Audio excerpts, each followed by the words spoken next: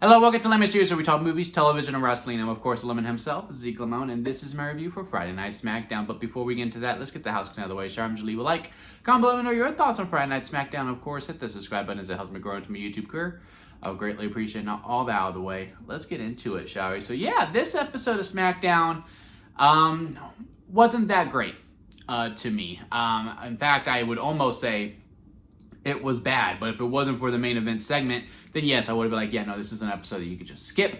I honestly will also consider not watching the highlights. Like, just don't bother watching this, but that main event segment really saved the show for the most part, so if you did want to watch it, definitely watch it for that, or just watch that segment. I am pretty sure it's online right now. A lot of great imagery when it comes to the Cody Rhodes and Randy Orton stuff. But granted, look, SmackDown is going through a transition period, right? You know, they lost Road Dogg, and I know a lot of people weren't a huge fan of his stuff. You know, SmackDown was okay. Like, it wasn't, you know, what it once was pre the draft, like our last actual draft when Cody Rhodes first went to SmackDown. It just hasn't gotten to the heights that it has been. The first time they went to 3 hours, I feel like the SmackDown has dipped, because there was a time when SmackDown was better than Raw, and I think even Cody was on SmackDown during that time. But anyway, needless to say, I do feel like this year they were really starting to figure it out for the most part. I think the 3 hours has really benefited the show. We have gotten a lot more people shown on it. And what I really appreciate about them in past episodes as opposed to this episode is that, okay, what can we stretch and what we can't? Because the first time we did the 3 hours, they stretched out the promos, and the promo segments just really went thin quite a bit. Like, the segments just went on a little too long. As for this year, I feel like they're like, okay, let's bolster up the match quantity, and let's have some of these matches that would normally get like 5 minutes on a 2-hour show, let's stretch them out to 15, and those. And again, I think the show has been easier to consume within that. This one, we did not have a United States Open Challenge. Granted, I am one of the few who's kind of done with it. I am ready for proper storylines at this point. We did have a segment with Carmelo Hayes and Ilya Dragunov, continuing to hint at that. Again, I would lean more towards doing a ladder match with all the Open Challenge people in it at WrestleMania, since it has been such a big factor of it. And also, I love Carmelo and I love Ilya. I want the U.S. Open Challenge to end, and I don't feel like it ends if one of them has the title. So I just want someone else to hold the belt, just so that we can get back to proper stories when it comes to the U.S. Championship. But again, we had a segment with them, right? They talked. We had the Wyatts versus the MFTs for, I swear, maybe the 50th time in the span of 6 months at this point. I'm over that feud. I mean, this damn lantern. When Uncle Howdy won, he pinned Solo Sikoa because Nikki Cross got her hands on it. And so it was like, no, my lantern. And then Uncle Howdy hit the Sister Abigail and the light started going out. She hands him the lantern. I was like, just leave the ring. Just leave. Don't stay. Every time you stay, someone tries to take the lantern from you. Why are you showboating with the lantern? And sure enough, here came Tama Tonga. And then they come out and they run away. So the feud has to continue. So let's just get this tag title match over with the Damian Priest and R-Truth versus Los Garza. Fine match for the most part. We're just setting them up to make them more valuable threats for the tag team titles, stack them up some wins, working on their chemistry, have Damian R-Truth win those, and then do one last match. Say, loser has to leave the brand. Like, I don't even want these people on the same show anymore. I'm so sick of this match. Like, I was so tuning in and out. Like, I was trying to engage, but I was like, I just don't care that these teams are fighting each other anymore. And I like everyone involved. I really do. I like both groups. I like the Wyatt Six. I like the MFTs. I just don't want them mixing it up anymore, because we have just done this way too many times. The Charlotte and Alexa versus Nia or the Irresistible Forces tag team for the titles was fine up until the DQ. You know, we talked on Monday. It was like, where did the Bella Twins go? And sure enough, they're like, oh no, they're going to SmackDown, because obviously we're going to do a multi-woman match for the tag team titles. That's fine. I have no problem within that. I just hate how sudden it was. There was a lot of very sudden, like, oh, we're doing this type of things, because the Bella Twins have not been on TV for 5 weeks. I would have liked to see them get a couple wins, but hey, we're not there anymore, so hey, here we are. They were going to be in it regardless. I just wish we went a different way about it. Instead of just going, we're next. I was like, who have you beat? And I saw a lot of people complain, like, no, you can't complain about the Bella Twins demanding a title shot because Cody Rhodes lost the Rumble in the Chamber. He still got a title match. Completely different circumstances. Completely different circumstances. Cody was screwed out of winning the Rumble because of Drew McIntyre and the Elimination Chamber because of Drew McIntyre. That's why he was able to get a title match. The Bella Twins, or the Bella Clones as Danhausen likes to call them, weren't even on television for 5 weeks. They just said, we're coming for the tag team titles. And then they didn't go for the tag team titles at all. There was no promos. There was no nothing. They just disappeared. So completely different circumstances when it comes to that. But again, the match between them was fine as well. I don't recall anything else that was really big when it comes to match-wise on it. Oh, Jacob and Trick. That was part of the opening segment when Drew McIntyre quit for, the fourth time within 2 years of WWE. It was just a good little show angle. Like, as soon as Trick versus Jacob got announced, I was excited for it because that was a fresh matchup. But I was like, well, Drew's going to get involved. It's going to end in a DQ. But we did go with the finish. Trick Williams got the 1, 2, 3. That actually felt pretty good for him. But Drew did come out to cost Jacob Fatu the match. Now we're getting Jacob versus Drew on SmackDown. But I do feel like, even though we did have some matches on it, and the matches were fine for what they are, again, I just felt like they were more segment heavy, and these segments went really long, like Jelly Roll and The Miz. I know a lot of people, online, right before I click record, it is rumored and reported that the match is going to be Jelly Roll and Royce Keys versus Kit Wilson and The Miz. That's a fine undercard match. As long as we get Royce Keys on television literally this Friday when Kit Wilson calls out Jelly Roll, if we can do that, that's completely fine. I would like Royce Keys to be on television a lot more earlier than that, but hey, it is what it is, right? The segment between them, it was fine. I had a good time. I mean, Jelly Roll is great on the promos. It just went on and on and on. Like, I really felt like this went maybe 10 minutes, and I feel like we could have done everything that we did in 5. I did like the little tidbit to the curse with Danhausen. Again, segment was fine. I don't hate the match idea. Again, I just felt like it was stretched out pretty sudden.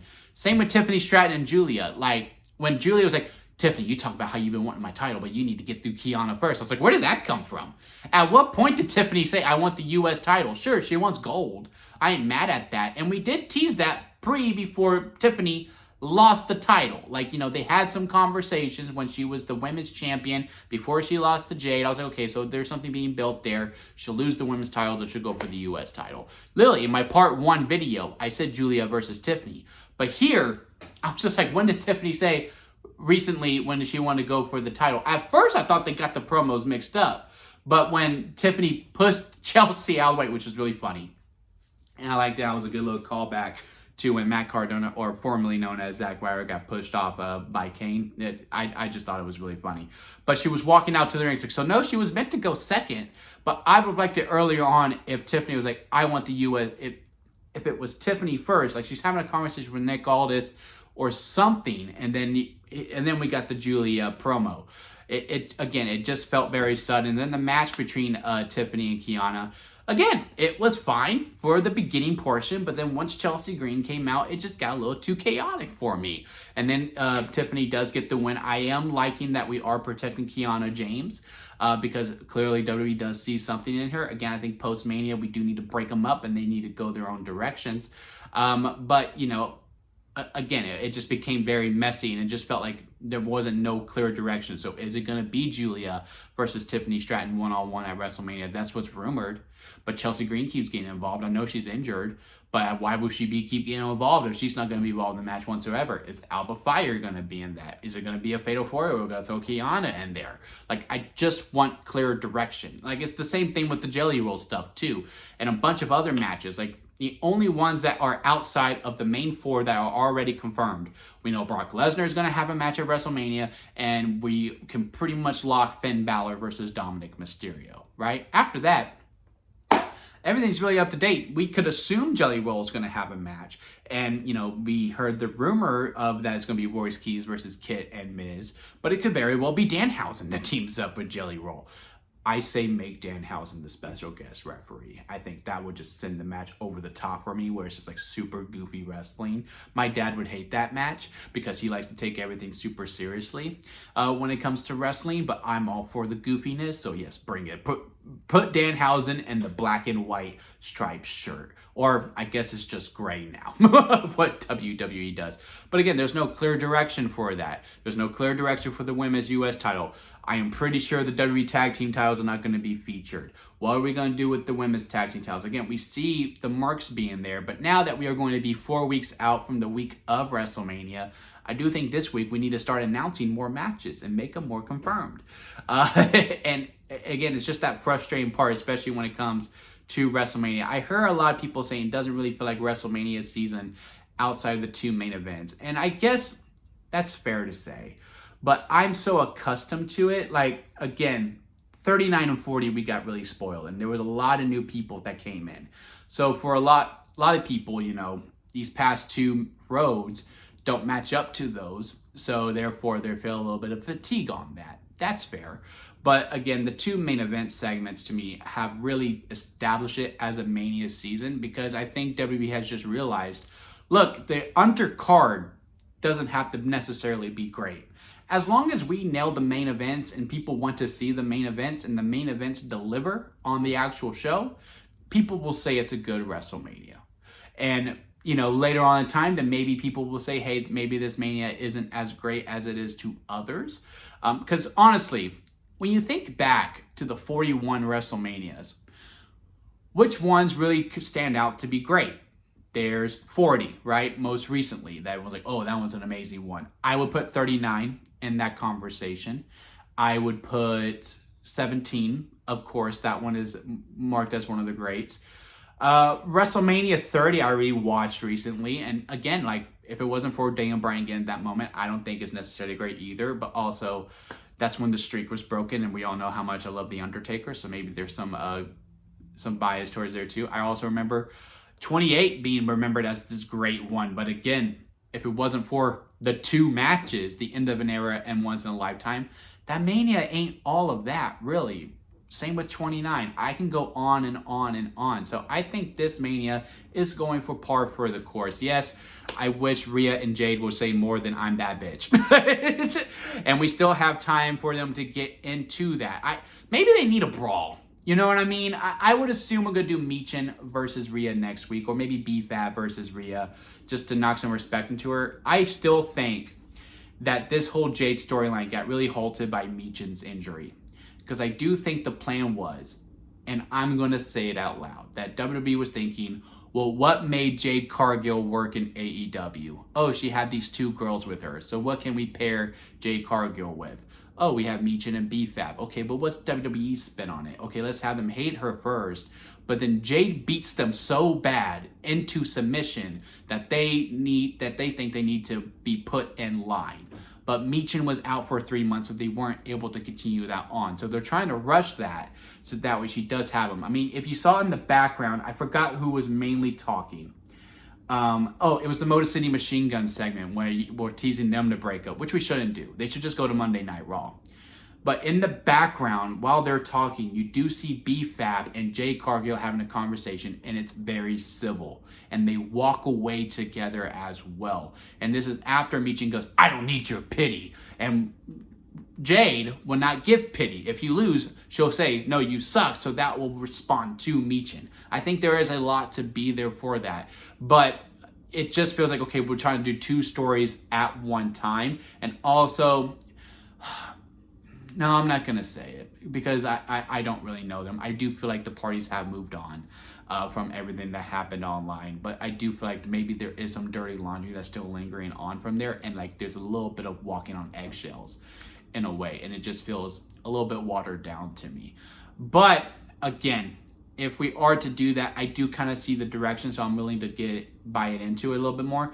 But we do need to get a little bit more into, besides I'm just that bitch. We need them to just hoss against each other, beat each other up, get the security involved, have them cuss each other out as they're going, you know, make it just make it a little bit dirty and all that. You got to bring the locker room out too. Security's not enough for it. And I think that will give it the necessarily heat that it's gotten, especially since it's going to go on night 2. Or I'm assuming, because they got the blue graphic poster along with Roman and Punk. So I assume those 2 matches are going to be together, while the Wasteland theme is Cody and Randy and Stephanie and Liv. As for the Cody and Randy segment, it was great. Again, it saved the show. I've said that a couple times. I cannot get over the internet, though. Because this whole time, like, oh, Cody and Randy was right there, like, leading up into the Elimination Chamber after Cody qualified for the Elimination Chamber. It was so simple. Cody and Drew could have fought at the Elimination Chamber, and Cody could have won, and then Randy could have won the Elimination Chamber, and then here we are. That's all we had to do. Okay. So Randy wins the Elimination Chamber by pinning Cody Rhodes, again, to establish he is no longer going to hesitate against Cody. So Cody gets his title match against Drew McIntyre, so we're going to get the match. Oh, well, we shouldn't have done that. This is disrespect to Drew McIntyre. Like, okay, but people can't make up their mind. And now here we are, we're going into it. Well, Randy should be the one to turn heel when we do the feud. Like, we've been saying that way before WrestleMania. Like, oh, we need that Randy Orton heel turn. We need that Randy Orton heel turn. And we do it. And he goes pure 2009 vibes. Like, I'm seeing a lot of great posts that I do think we should do. You know, like Brandy Rhodes, don't answer the door. I'm like, yeah, no, let's bring Brandy Rhodes in here. Let's go ahead and exactly copy that WrestleMania 25 where he handcuffs Cody Rhodes to the ropes and he kisses Brandy like what he did with Stephanie when he faced Triple H at 25. As long as we execute the match, we need to add a stipulation to this match now. You know, Cody's in a bloody mess, and but what I really liked about it was that Randy already made up his mind. He was going to beat up Cody before they even walked out there. He didn't just snap. This was methodical. This was planned. They sat down, Cody being all lovey-dovey, can't wait to face you. I know when that bell rings, you're going to hear the voices in your head. And then Randy's like, this should be easy. It should be Drew sitting there. And now that it's you, it should be easier. Like, he knew what he had to do. He knew he had to go completely sadistic, and he was going to bludgeon this man to send a message. And I love the visual. You know, there was the blood on him. I would, because I'm a sick individual, I would have liked a little bit more blood on Randy. I know there was a purpose why they chose the black RKO shirt. Because, you know, usually when he's a heel, he wears black. I honestly think they should have gotten a white shirt for this one scenario. Ooh, he's wearing a white shirt. Oh, we never seen Randy wearing white. And then when he bludgeons Cody, especially with how much Cody was bleeding. I don't know if he bladed. I think he busted open hard way. That just added an element to it. And then you have the white splattered all over him of Cody's blood as he's holding the title and sitting as the credits roll, and Cody's like just sitting there looking dead. I also like how we got Jelly Roll involved in that. It was a great segment, to the point where now people are going, it can now main event night 2. I think you stick it to night 1 for sure, especially if you're going to do some crazier stuff there. Cody, Punk, and Roman, I think are pretty locked into night 2. But yeah, again, opening a great closing segment. My only note is that Randy should have wore a white t-shirt as opposed to a black t-shirt to make the blood pop a little bit more. That's just me personally. And then again, you know, online going, well, it should have been Cody that turned heel. The crowd cheered. I'm like, what does that mean? You've been clamming for this Randy Orton heel turn. We finally get it again. The best Randy Orton is heel Orton, especially 2009, who was a true menace. And it looks like we're going back to that. And the crowd cheered. What did you expect them to do? They don't need him to be booed. And now people are going, well, Roman always got booed. No, he didn't. No, he didn't. He was being cheered all the way through. And, you know, yeah, sure, some segments, the heat actually worked. You know, Sami Zayn, for an example, that was definitely one of them. But, you know, that was only due to Sami Zayn having home field advantage. And then, of course, Cody Rhodes finishing the story. But we've been doing this for a long time. Hell, even AEW, MJF, who is a true heel, both in character and out of the wrestling ring, he is a true heel, and people still cheer for the man. That part has been dead for quite some time at this point. And also, if you were to turn Cody heel, then the crowd would still cheer because then Cody turned heel. So it's just it's an oxymoron. There's no point in doing what you're going to do. And also, this again, they went the right choice. I am digging for the story. I cannot wait for next Friday to see what these next two are doing. We just need to do a better job at filling out the rest of the card. Like we're doing Drew versus Jacob next week. And I would assume it's going to end in DQ or a double count out, and then we'll get like a last man standing match at WrestleMania. But we need the match official for WrestleMania. We need to get going on these matches and make it more clear. Also, really like everything that we did with Sami Zayn. That was a lot of fun. Cody and Sami's exchange was really, really good. Again, I'm not as into Alistair versus Sami. I would like Alistair just to be in the background, continuing to whisper into Sami Zayn, a la, Karrion Kross. A lot of people have already posted that. But I think the match should be Trick versus Sami, and we do the double turn, and Alistair's just the one poking the bear. I hope we stick it to that route, and we don't do Alistair versus Sami, because that doesn't please to me as much. But yeah, again, overall, SmackDown I didn't love it. I didn't necessarily think it was overall good up until the very end. Again, some interesting stuff. And now after talking about it, I guess I do perceive the show a little bit better, because there are some things that I did find interesting in it. But that initial watch, it was a little bit rough, and it was a little bit of a slog to get through. But yeah, those are my thoughts on SmackDown. Comment below, let me know your thoughts on it. Leave a like if you made it this far within a review. I do greatly appreciate it. Hit that subscribe button, as I am trying to grow into my YouTube career.